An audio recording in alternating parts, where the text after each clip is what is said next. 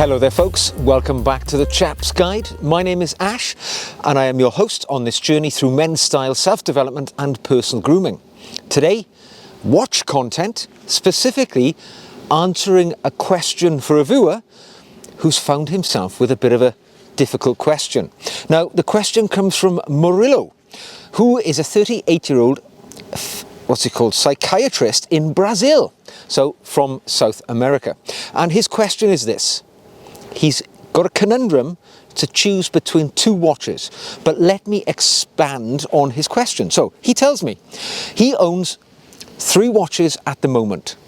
They're all Rolex pieces, 2 of which have been inherited from his grandfather, of which that includes a 2-tone Rolex Date 34mm and also a 1964 model Oyster Perpetual. So 2 lovely watches actually. In addition to that, he owns a watch from this generation and he's got a Rolex Explorer 36mm, that's a 124270 model, that's from 2023. I've got one of those pieces myself. That's an excellent modern adventurer's watch, I would go as far as to say. So he's got some lovely pieces. However, he's been thinking about what to add to the collection next, and he has been offered a watch by his local Rolex dealer, a stainless steel blue dial Rolex Datejust, and he's having some thoughts about it because Rolexes are more expensive in South America than perhaps typically they may be elsewhere in the world. That Datejust will cost $12,700 US at retail. And his question is, he's really also interested in an Omega Aqua Terra, and they cost about $7,000 for an equivalent model. So there's quite a bit of disparity between the Omega offering and the Rolex offering. And this is really his question. And I'm going to try and answer that fairly briskly today because you can get a bit long-winded when you're comparing watches. But first of all, I would go as far as to say, what a great position to be in. What a great question. You're looking at 2 fabulous watches. And I should point out, either of these watches would make a fabulous horological specimen to go forward into the rest of your life. There's no wrong answer here. This is really a matter of your personal preference and what aesthetic you feel more drawn to. So I'm going to just run through both of these watches, pros and cons, and then give you my chosen sort of option that I would go for at the end. So let's begin with the oldest first, and the Rolex Datejust. All right, and I'm going to make an admission here as I take off my gloves because I'm wearing a Rolex Datejust.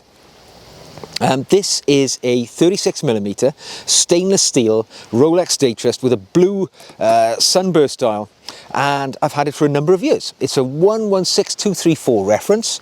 It's a really lovely watch. It's worked very well for me.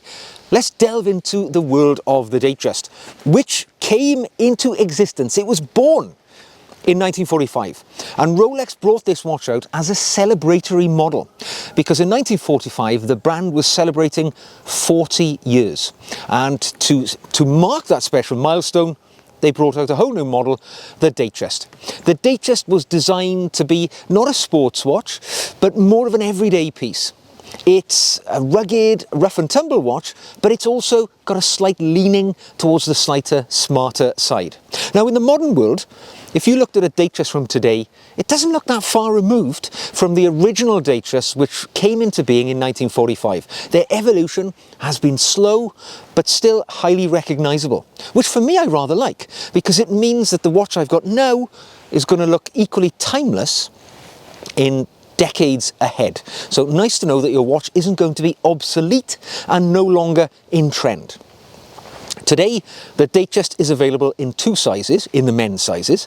36mm, which I have because I have a 6.5-inch wrist and I prefer a watch which is proportionately nicely fitting. In addition, if you're a larger chap, bigger wrist, or you just prefer larger watches, they do a 41mm version of this fellow as well. It's available in stainless steel, as I've got here, or in two-tone with either yellow gold or rose gold. So a few options for you. When it comes to the dials, there are absolutely dozens of different dials you can choose from, different variations, from the standard sort of sunburst, as I've got here, in blue, various different colours. There's motifs. You can even have them with diamonds on them. There's loads of different options, but you know, there's one there for your personal preference. So, what makes up the Datejust? Why is it so very obvious? Well, first of all, there are three features on here which I think people will recognise, because I think it is fair to say the Rolex Datejust is one of the most recognisable timepieces in the horological journey of all time. You know, if you think of Rolex specifically, you'll either think of a Submariner or a Datejust. These are the two sort of linchpin watches which have underpinned the Rolex collections going through time. What makes up that Datejust so sort of instantly identifiable? Three things. Firstly, the fluted bezel. Now, fluted bezel is essentially a faceted shoulder to the sort of around the dial, which catches the light. They gleam and catch in the light. The modern versions, like this one here, even though the watch is predominantly made of stainless steel, the fluted bezel is made of white gold. So you get a little bit of bling on there as well. Fluted bezel really identifies a Datejust, although they are available in what they call a domed bezel, which is the plain non-fluted version. In addition, the other feature which recognises one of these straight away is the Cyclops magnifier over the date window. So at 3 o'clock you find the date, and over that, to make it easier to read, you've got this magnified lens, which when you look down on it, makes it look larger. It's iconic to the Datejust, few other Rolex models too, but it started with the Datejust. And finally, the Jubilee bracelet. It was created for this watch. Jubilee, again, another word for anniversary, to celebrate the 40th anniversary of Rolex. And the Jubilee bracelet is a 5-link, highly articulated bracelet, which I think is emblematic of the Datejust, even though you can get the Datejust also in the oyster bracelet too. But I think when you think of a Datejust, you tend to think of fluted bezel Jubilee bracelet. That's certainly what I did when I went out to buy this fellow, which was a long time desire of mine to buy that piece. Now, I've owned my Datejust for nearly 5 years, and it was my first ever luxury watch. It was a watch that I desired for many years, and when I bought it, I was overjoyed because it was everything I'd hoped for.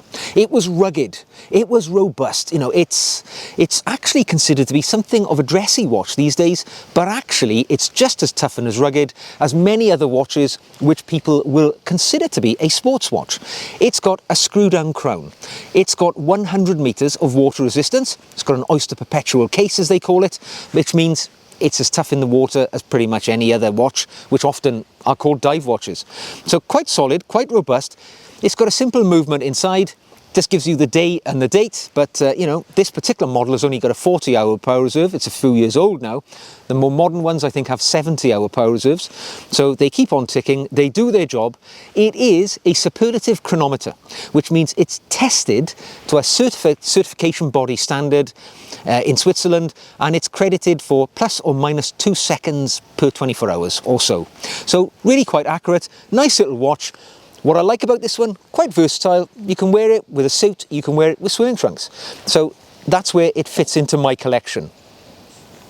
Okay, what's the alternative? What Murillo has got the choice of? Well, it's an Omega Aqua Terra. And I don't have an Aqua Terra with me. However, in order to carry out this research, I drove over to my local authorised dealer the other day, and I asked them if I could spend some time with an Aqua Terra. They had one in stock.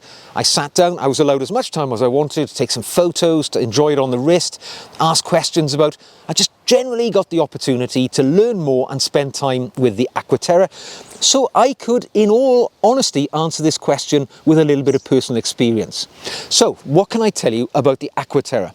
It was launched by Omega in 2002, so it's been around a few years. Its full name is the Aqua Terra Seamaster, so its history there in the sea, but the name gives it away also. Aqua Terra, Latin, aqua, water, terra, of the land. It's a sea-land watch, this one. It covers all of the bases, and it's designed again as a do-everything, all-day, everyday watch, and I think it falls squarely into the same category as the Datejust, because it can be easily worn with a suit and look terribly smart. Equally, it can be worn on the beach in your swim trunks, and it's got that situation utterly filled as well. However, the Aqua Terra has got a few aces up its sleeve. It is technically a better watch than the Datejust. This watch has got I believe they call it master chronometer status, which is, if you'd like to consider it, a little bit higher than that superlative chronometer status that Rolex enjoys. And the technicals, the internals of the watch are more modern, more recent, designed to a higher degree. One would arguably say it is a more technically superior watch. Both watches are automatic movements, they're self-winders, but the Aqua Terra is considered to be the more superb representation of that type of watch. Now, it is also technically slightly better in so much as, again, screw down crown, but 150 meters of water resistance opposed to the Rolex's 100 meters. So a little bit tougher, a little bit more rugged. What I would say about this watch, it looks perhaps a little bit more generic than the Rolex because it doesn't have any specific distinguishing features like the fluted bezel, the Cyclops, the Jubilee bracelet, which really makes it highly identifiable. That might be to your taste if you like an understated watch, which is going to look like the myriad of other plain cased watches that you will encounter. But the Aqua Terra has got an enormous amount of choice for you. Stainless steel only models, very, very nice. Dial variations, okay, they come in all different colours. They've got the Shades collection, which has various different colours. They've got there are dozens and dozens, far more than the Rolex Datejust. So if you have specific tastes, it's there for you. I'm sure you will find one. It's available in 38mm, which I personally found to be a superb wrist size fit for me with a 6.5-inch wrist. I think it is an absolute sweet spot at 38mm. But it's also available in a 41mm option. So if you're a larger chap or you like bigger watches, that option is covered for you as well. Now, as well as stainless steel, there are plenty of other case options for you. You can have two-tone with a bit of gold in there, but something that Datejust doesn't offer, you can have full gold. If you've got a fat wallet, £36,000, you can find yourself walking into a full gold Aqua Terra. So lots and lots of choice and variety. And you know, the options are there. You can choose them all day long to fit your personality. There's no doubt that both of these watches are superbly engineered, superbly well put together. The finish on them both, as I look at my Rolex, as I recall back to my time spent with the Aqua Terra, you know, they're perfect. You will struggle hard to find a better manufactured watch than either of these two. They are just absolutely beautiful. And there is a price for excellent quality, as one might come to expect. So, my Rolex Datejust in this configuration, so I've gone for the Jubilee bracelet, the fluted bezel, all right? If we look at that one, it would cost £7,500 British pounds for the 36mm model. So, pretty standard, that's the one that most people would opt for. With the Aqua Terra, you will find yourself looking at £6,200 for the stainless steel with the green bezel, which I looked at the other day. So considerably cheaper, in fact, £1,300 cheaper. So you might think to yourself, well, it's a no-brainer. I'm going with that Aqua Terra. But actually, you need to look a little differently, because whilst my Rolex here is fully sort of specced out, if you want to think of it like that, if you like the Aqua Terra look, you want something quite simple and understated, you can find a Datejust that looks like that. If you go for the non-fluted bezel, the domed bezel, and you have the Oyster bracelet in stainless steel, 36mm, you will find it available from the authorised dealer at £6,300, merely £100 more than the Aqua Terra.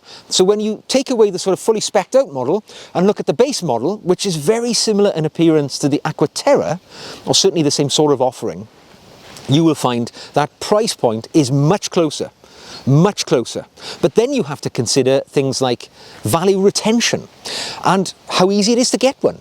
Because as you can see, I went into an authorised dealer the other day and they would happily have sold me the Aqua Terra with the, I believe it's called the Bay Green dial from the Shades collection. There's lots of other colours available. You've got terracotta, there's a sort of orange one, champagne colours, loads of different colours. They had a Bay Green model in. I could have bought it there and then walked out, retail price £6,200. Everybody's happy.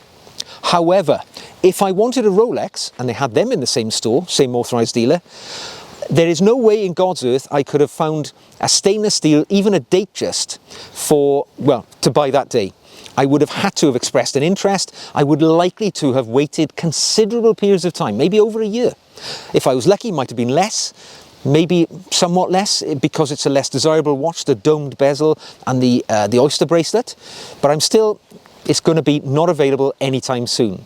You've got to take that into account. However, because of that lack of availability on the Rolex, it spills forward into its value retention. Whereas my Aqua Terra, as soon as I buy it, it's worth less money.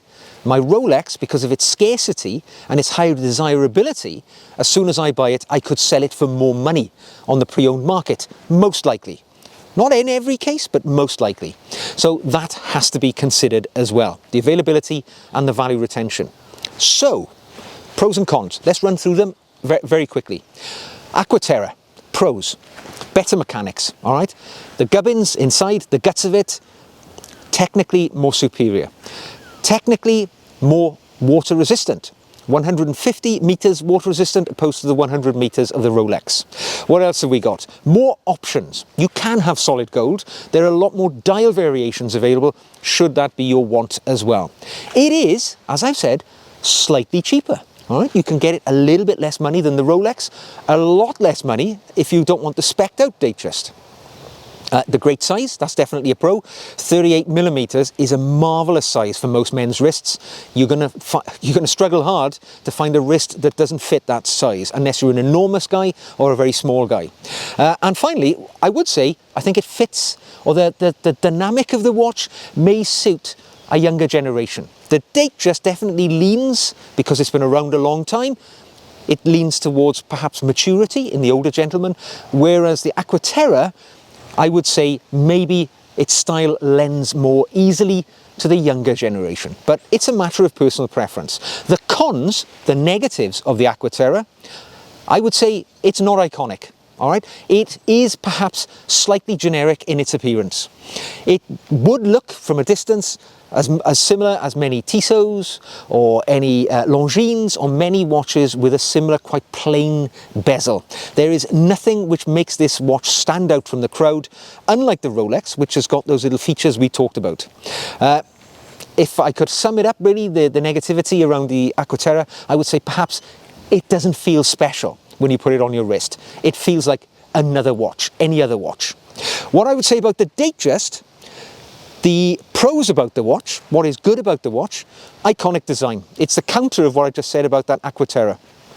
You're putting on your wrist a watch which is famous in the watch world. It is an icon, so it makes you feel a little special. I would say if you go with a Jubilee bracelet, it's one of the best bracelets on the watch market of any watch of any era. It is comfortable, it is stylish in appearance, and the modern iterations are so well designed. I mean, they are amazing. Comfort and style all combined in one wonderful thing. They are definitely not of generic appearance. You see a Datejust, you can recognize them straight away. If that's your thing, right? If you don't want a watch which is so obvious, you can spec it down. You can have a domed bezel and an oyster bracelet. You've got that option available to you. And it does, I would say, feel historic. It feels quite special when you're wearing it, as many Rolexes do, because they're so iconic throughout their history. The negatives of the Datejust, it may feel a little staid in this modern world because, as I say, it lends itself towards maturity. It's an old boy. It's been around a long time. And you will find lots of gentlemen wearing them who bought them 30, 40 years ago. And they'll be on the wrist of an older man. Hence, they now maybe are considered to be a mature watch, older gentlemen. You don't see many 20-year-olds going out buying Datejusts, if they could buy them, but it doesn't lend itself for that aesthetic. And the other negativity, it is it draws attention to itself. So if you don't like the understated piece, the Datejust is going to be a little bit of a flag waver because it's so iconically obvious. So, how would I sum up my experience? Well, I've enjoyed the time I spent with the Aqua Terra. It is undoubtedly a beautiful watch, although I wouldn't say it's special. Right? It's a lovely, lovely piece, technically marvellous, and it's a watch you could wear every day, all the time, take it out into the trials of the world, and it is going to perform as well as any other watch, maybe better. But what I would say about it, it's 100, I don't know, it's not, it hasn't got it. Now, how do I define it? Let's think about Tom Cruise, right? Tom Cruise, famous actor. He's now 61 years of age, something like that.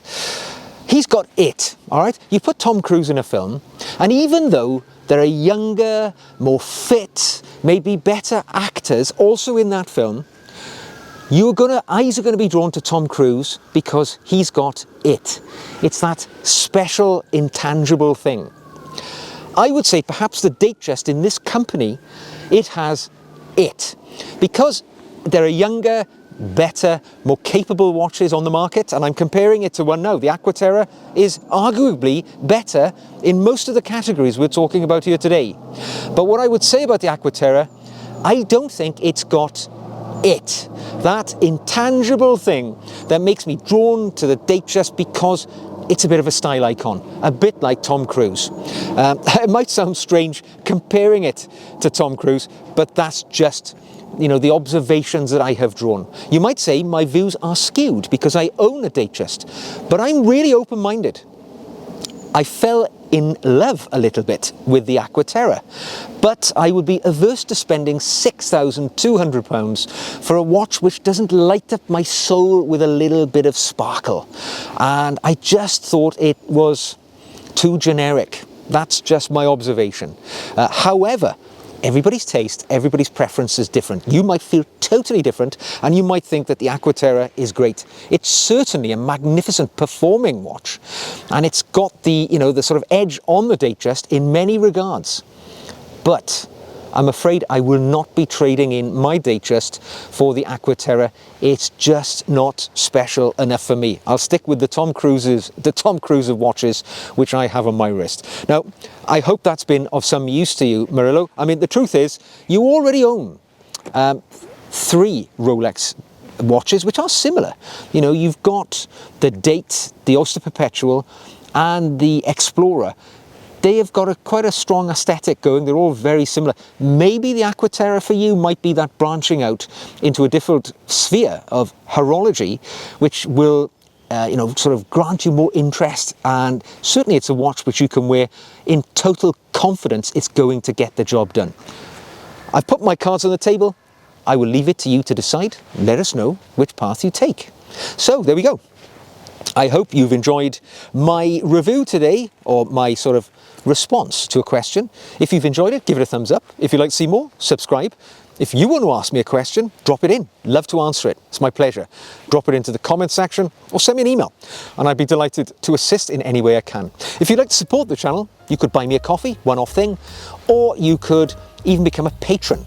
And for about £3 a month, you can get free additional video content from me and lots of other questions and answers that we have over on the Patreon channel, which are exclusive to that group of fine gentlemen who support the channel in that way. So, until the next time, take care, choose your watch well. It says a lot about you, and I will see you again very soon.